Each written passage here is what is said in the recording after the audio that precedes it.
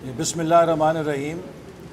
عمران احمد نیازی صاحب نے سنبڑیال کھاریاں موٹر وے کے افتتاح کے موقع پر قوم کو ایک بار پھر گمراہ کرنے کی کوشش کی ہے۔ موصوف نے فرمایا کہ پی ٹی آئی کے دور حکومت میں مسلم لیگ نون کے دور حکومت کے مقابلے میں 3 گنا زیادہ شاہراہیں تعمیر ہوئی ہیں۔ یہ ایک ایسا دعویٰ ہے کہ دنیا بھر کے ماہرین معیشت سر پکڑ کر بیٹھ گئے ہیں کہ ایک ایسی حکومت جو ترقیاتی بجٹ میں 50% کٹوتی کر دے اور ملک میں بدترین افراط زر کی شرح یا مہنگائی کر دے، جس سے کہ تعمیراتی سامان کی قیمت میں دگنا تگنا اضافہ ہو جائے، تو وہ یہ دعویٰ کرے کہ اس نے 3 گنا زیادہ تعمیراتی کارروائیاں یا شاہراہیں تکمیل کی ہیں۔ یہ ایک ایسا دعویٰ ہے کہ جو Guinness book of world record میں لکھنے کے برابر ہے۔ عمران صاحب نے فرمایا کہ ہمارے دور میں سڑکیں سستی بنتی ہیں چونکہ ہم اس میں کمیشن نہیں لیتے۔ اس کی مثال بھی قوم کے سامنے ہے کہ مسلم لیگ نون کے دور میں جو 3 میٹرو بسیں لگیں، ملتان، لاہور، راولپنڈی، اسلام آباد، تینوں میٹرو بسوں کے منصوبوں کی کل لاگت 104 ارب تھی، اور پشاور کا اکیلا منصوبہ 106 ارب سے تجاوز کر چکا ہے، اور ثاقب نثار صاحب کی مہربانی سے اس کو چھتری دی گئی ہے کہ اس میں کرپشن کی تحقیقات نہیں ہو سکتی۔ یہ ایک انوکھا فیصلہ ہے جو ثاقب نثار صاحب پی ٹی آئی کی حکومت کے حق میں کر کے گئے ہیں کہ جب پشاور ہائی کورٹ نے یہ حکم دیا کہ میٹرو بس پشاور منصوبے کے اندر کرپشن کی تحقیقات کی جائیں، تو سپریم کورٹ سے ثاقب نثار صاحب نے کہا کہ جب تک یہ منصوبہ مکمل نہیں ہوگا اس کی کوئی تحقیقات نہیں ہوں گی۔ یہی اصول نارووال سپورٹ سٹی میں بھی لگایا جاتا، کیا یہی اصول دیگر منصوبوں میں بھی لگایا جاتا، لیکن لاڈلے کو کلین چٹ دینے کے لیے ایک انوکھا فیصلہ کیا گیا، اور اس کا استعمال یہ ہے کہ اب قیامت تک پشاور میٹرو بس منصوبہ مکمل نہیں ہوگا۔ وہ کوئی نہ کوئی چھوٹی چھوٹی چیز اس کے اندر جاری رکھتے ہیں، اس پروجیکٹ کو کلوز نہیں ہونے دے رہے تاکہ اس کی تحقیقات نہ ہو سکے۔ تو سوال یہ ہے کہ اگر مسلم لیگ نون 104 ارب میں 3 میٹرو بس کے منصوبے بنائے، اور چونکہ خان صاحب کمیشن نہیں لیتے تو ان کی حکومت 106 ارب میں صرف 1 میٹرو بس کا منصوبہ بنائے، اس کو لطیفہ نہیں کہا جا سکتا تو اور کیا کہا جائے۔ اسی طرح پاکستان کے تمام ڈیولپمنٹ پورٹ فولیو کو تباہ و برباد کر دیا گیا ہے، اور میں ذمہ داری کے ساتھ یہ بات کہنا چاہتا ہوں کہ عمران حکومت کی پی ایس ڈی پی کی مس مینجمنٹ کی وجہ سے آنے والی حکومت کو ان تمام جاری منصوبوں کو مکمل کرنے کے لیے 2000 ارب سے زیادہ کی اضافی رقم درکار ہوگی۔ 2000 ارب سے زیادہ کا نقصان یہ قومی خزانے کو ترقیاتی منصوبوں کو ادھورا چھوڑنے، ان کو التوا میں ڈالنے سے کر چکے ہیں۔ یہ 2000 ارب کس کی جیب سے جائے گا؟ پاکستان کے غریب عوام کی جیب سے جائے گا۔ حکومت کی نالائکی اور نااہلی کی سزا حکومت کو نہیں ملے گی، پاکستان کے غریبوں کو ملے گی جو زیادہ ٹیکس دیں گے، تاکہ یہ منصوبے جو اس حکومت کی عدم توجہی، اس حکومت کی نااہلی، اس حکومت کی نالائکی کی وجہ سے بند ہو گئے، ادھورے رہ گئے یا سست ہو گئے، کل کو انہیں مکمل کرنے کے لیے اضافی لاگت بھی ملے گی، اور ان کا جو فائدہ ملنا تھا عوام کو وہ بھی ایک بہت بڑی اپرچونٹی کاسٹ ہے جو پاکستانی قوم ادا کر رہی ہے۔ پاکستان کے سارے ڈیولپمنٹ منصوبے داؤ پہ لگ چکے ہیں۔ دیامیر بھاشا ڈیم پاکستان کے لیے اتنا ہی اہم منصوبہ ہے جتنا پاکستان کا ایٹمی پروگرام، چونکہ اس سے پاکستان کو واٹر ریزروائر ملے گا، اس سے پاکستان کو تقریباً 4,500 میگا واٹ بجلی ملے گی، ہائیڈل بجلی ملے گی، اور اس سے داسو ڈیم کی 50% اضافی پیداوار حاصل ہوگی۔ اگر یہ ڈیم نہیں بنتا تو داسو ڈیم 50% کارکردگی پہ کام کرے گا۔ اب دیامیر بھاشا ڈیم کو بھی سفید ہاتھی بنایا جا رہا ہے، اسے بھی نیلم جیلم کی طرح بیمار منصوبہ بنایا جا رہا ہے۔ اپریل 2018 میں مسلم لیگ نون کی حکومت نے دیامیر بھاشا ڈیم کے PC1 کی 480 ارب روپے میں منظوری دی تھی، اور اس کے لیے 24 ارب روپے PSDP میں رکھ کر گئے تاکہ 2018-19 میں اس پہ تعمیراتی کام شروع ہو سکے۔ حکومت نے 2 سال تک دیامیر بھاشا ڈیم پہ کوئی تعمیراتی کام نہیں کیا، اور 2 سال کے بعد پرانے PC1 کو 480 ارب روپے کی لاگت پر شروع کرنے کا دعویٰ کر دیا ہے۔ ہمارے زمانے میں وہ PC1 جو 2 سال پرانا ہوتا تھا اسے متروک کر دیا جاتا تھا، چونکہ جو کاسٹ آف کنسٹرکشن ہے، جو کاسٹ ایسٹیمیٹس ہیں، وہ ارریلیونٹ ہو جاتے ہیں۔ انہوں نے 2 سال پرانے کاسٹ ایسٹیمیٹس کے اوپر، جو کہ اب کم از کم 680 ارب روپے سے تجاوز کر چکے ہیں، 480 ارب روپے کی ورکنگ کے اوپر، اور اس پر بھی پوری فائنینشیل کلوز نہیں ہوئی، اس منصوبے کو شروع کر دیا ہے۔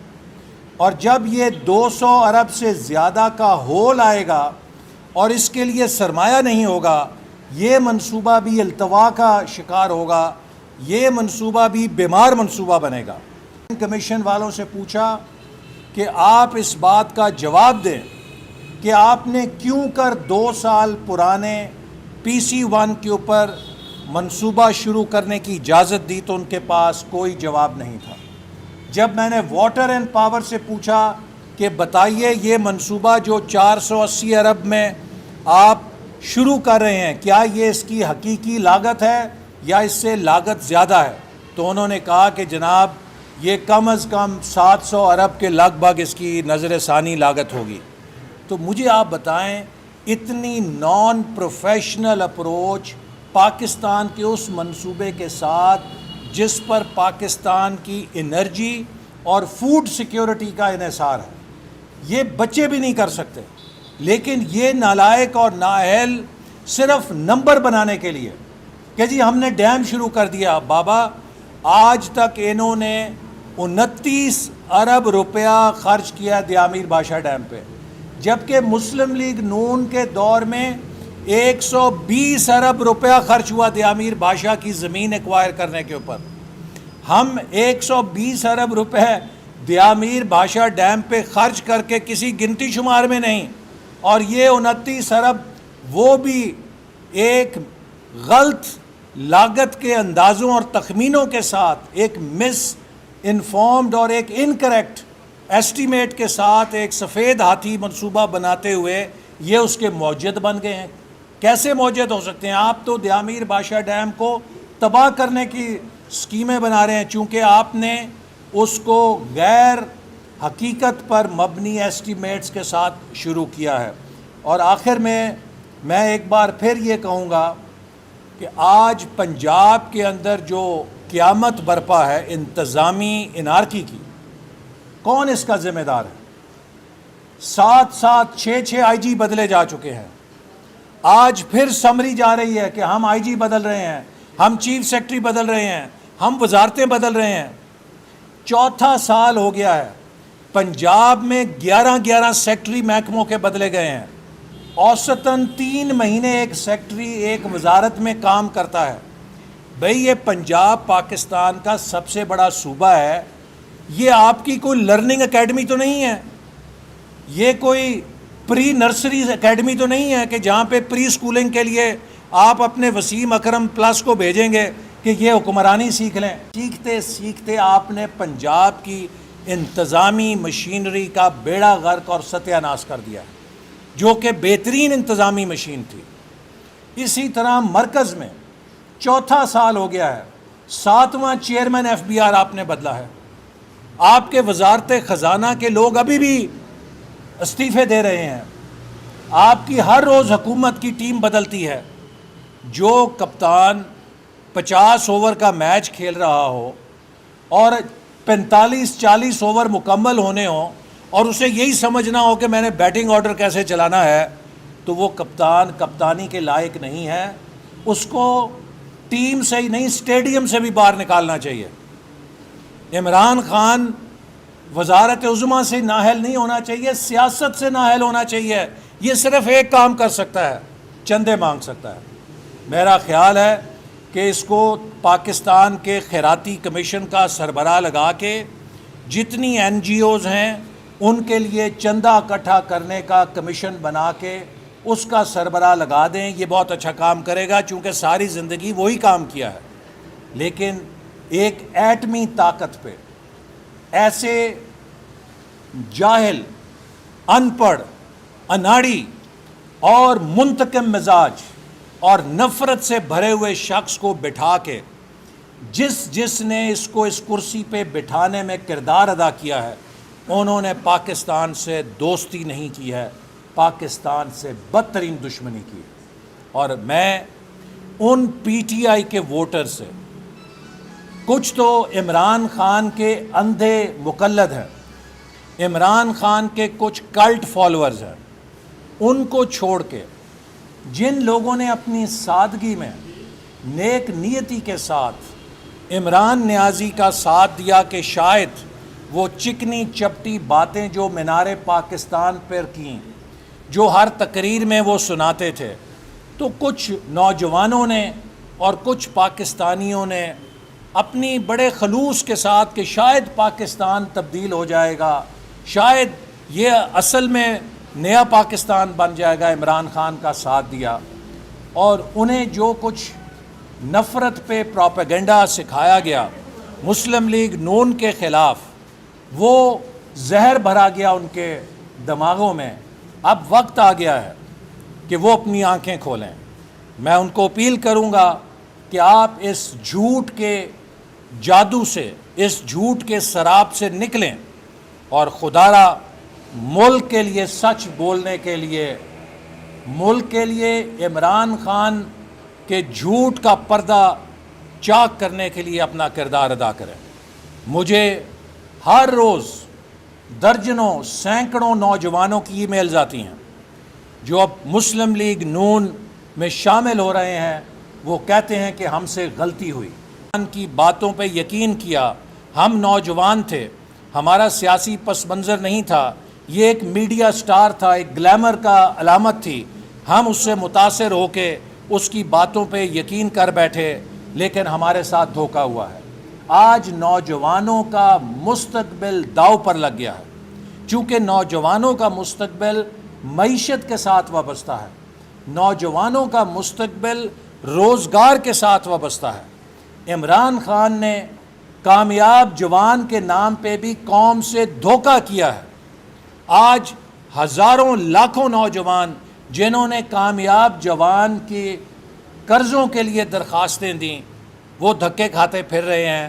اسی طرح جو ہاؤسنگ پروجیکٹ ہے اس پہ بھی دھوکہ کیا گیا ہے۔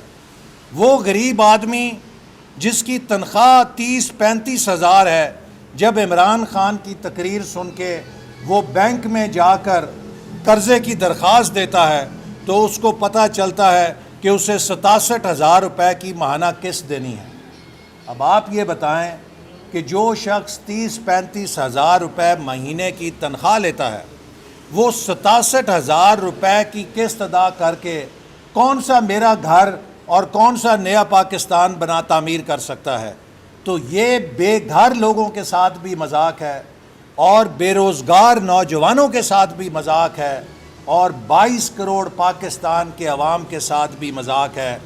پچھلے 2 مہینے میں پاکستان کی کرنسی کو 13 روپے خاموشی سے ڈی ویلیو کر دیا گیا۔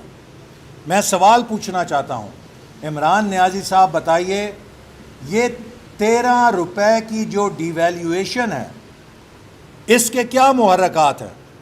ایک طرف آپ دعویٰ کر رہے ہیں کہ ہمارے زر مبادلہ کے ذخائر تاریخی سطح پر چلے گئے ہیں۔ دنیا کا ایک اکنامکس کا طالب علم بھی جانتا ہے کہ جب زر مبادلہ کے ذخائر مضبوط ہوتے ہیں تو اس سے کرنسی ریٹ مستحکم ہوتا ہے، وہ لڑکتا ہے۔ تو یا آپ کا وہ دعویٰ جھوٹا ہے کہ آپ کے زر مبادلہ کے ذخائر ریکارڈ سطح پہ چلے گئے ہیں، اور اگر یہ دعویٰ سچا ہے تو پھر یہ وجہ بتائیے کہ 13 روپے کی ڈی ویلیویشن کی کیا وجہ ہے جس سے بدترین مہنگائی آئے گی۔ عوام اس مہنگائی کو بھول جائیں گے۔ اگلے 6 مہینے کے اندر جو مہنگائی کی لہر آنے والی ہے وہ عوام کی چیخیں نکلوائے گی۔ یہ 13 روپے ڈی ویلیویشن کے نہایت مہلک اثرات پاکستان کی معیشت پر ہوں گے۔ اس سے نہ صرف مہنگائی آئے گی بلکہ تقریباً 1250 ارب سے زیادہ پاکستان کے اوپر قرضوں کا بوجھ 2 مہینے کے اندر عمران خان صاحب نے بڑھا دیا ہے۔ یہ کہتے تھے کہ میں قرضے نہیں لوں گا۔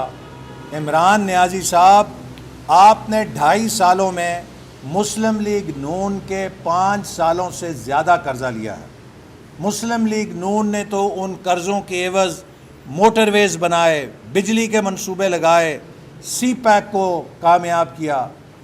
آپ نے تقریباً 13,800 ارب کے قرضے 2.5 سالوں میں لے کر عوام کو کیا دیا ہے۔ عوام بدحال ہے، معیشت تباہ ہے، مہنگائی بے قابو ہے، بے روزگاری ناقابل یقین سطح پہ بڑھ چکی ہے، غربت بے قابو ہو چکی ہے۔ آپ بتائیے کہ آپ کے ان قرضوں سے قوم کو کیا ملا؟ صرف آپ نے یہ قرضے اپنی نالائکی اور نااہلی پہ پردہ ڈالنے کے لیے، خسارہ پورا کرنے کے لیے ہیں۔ آپ کی نااہلی کے خساروں کی قیمت 22 کروڑ عوام دیں گے، ان کی اولادیں دیں گی، پاکستان کی اگلی نسلیں دیں گی، اور آپ تو مزے سے لندن میں جا کے موج ملا کریں گے آنے والے وقت میں اپنے بچوں کے پاس۔ اس لیے عمران نیازی صاحب، آپ کے بس کی بات نہیں ہے۔ آپ صرف چندہ لے سکتے ہیں یا آپ جھوٹے مقدمے بنا سکتے ہیں۔ چند دن پہلے مجھے ایک شخص کا فون آیا کہ جناب وزیر اعظم ہاؤس سے ہمیں دوبارہ ہدایت ملی ہے کہ یاسین اقبال کے خلاف کیس کیوں نہیں بنتے، آپ سے کیس بنائیں۔ تو ہم پھر آپ کے خلاف سرگرم ہونے پہ مجبور ہو گئے ہیں۔ ہمیں پتہ ہے کچھ نہیں، لیکن ہم نے کچھ جھوٹے سچے بنانے ہیں۔ تو میں عمران نیازی کو کہنا چاہتا ہوں، تم ایک نہیں 100 کیس بناؤ، نہ تمہیں کچھ ملے گا اور نہ تم ہمیں جھکا سکو گے۔ ہم تمہارے اس بناوٹی نظام کی مخالفت کریں گے۔ ہماری پاکستان کی نسلوں سے، نوجوانوں سے کمٹمنٹ ہے کہ ہم پاکستان میں آئین کی حکمرانی کے خواب کو انشاءاللہ تعالی شرمندہ تعبیر کر کے جائیں گے۔ ہم اپنی اولادوں کو ایک ایسا پاکستان دے کے جائیں گے جو قائد اعظم کا پاکستان ہو، جہاں آئین بالادست ہو، جہاں پارلیمنٹ خود مختار ہو، جہاں عدلیہ آزاد ہو، جہاں فوج اپنا کام کرے، سول حکومت اپنا کام کرے، بیوروکریٹس اپنا کام کریں، کوئی کسی کے کام میں ٹانگ نہ اڑائے، سب اپنا کام کریں گے تو یہ پاکستان جنت بنے گا۔ لیکن اگر سب ایک دوسرے کے کام میں ٹانگ اڑائیں گے تو یہ پاکستان دلدل میں دھنستا جائے گا، اور ہم نے اس ملک کو بچانا ہے، اور اس ملک کو بچانے کے لیے ہم انشاءاللہ تعالی ہر قیمت ادا کریں گے۔ بہت شکریہ۔